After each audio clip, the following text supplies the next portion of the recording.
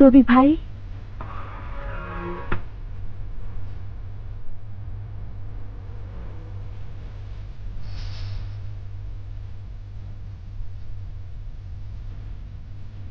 তুই মহল্লা থেকে শুনলাম আপনি বিশুর লোকদের মারতে গেছিলেন, এই জন্য পুলিশ আপনারা ধরে নিয়ে আইছে।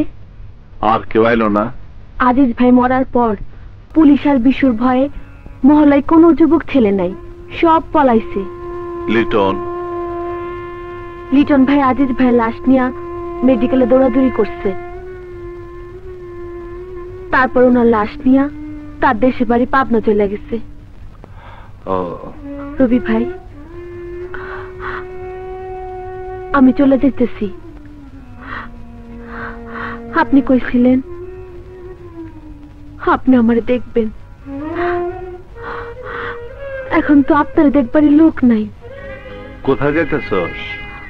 মানে আমারে পুলিশে ধরে নিয়ে এসে ভয় তুই পালা যেতেছস?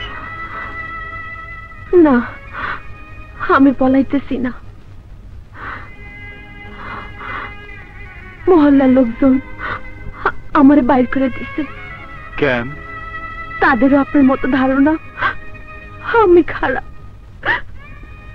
আমি ওই মহল্লায় না থাকলে বিশুর লোকজন ওই মহল্লায় আসতো না, আর আপনিও গন্ডগোল করতেন না, আর আজিজ ভাইও মরতো না।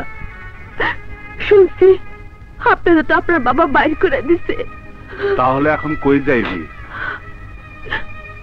স্রোতের নদীতে যে কচুরি পানা ভাসতে ভাসতে যায়, সে কি জানে কোথায় তার ঠিকানা, কোথায় গিয়ে সে থামবে?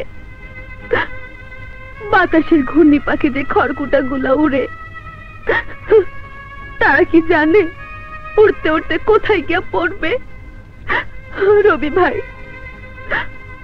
আপনার বলতে আইছি এই কারণে, আপনি আমার নাচতে নিষেধ করছিলেন।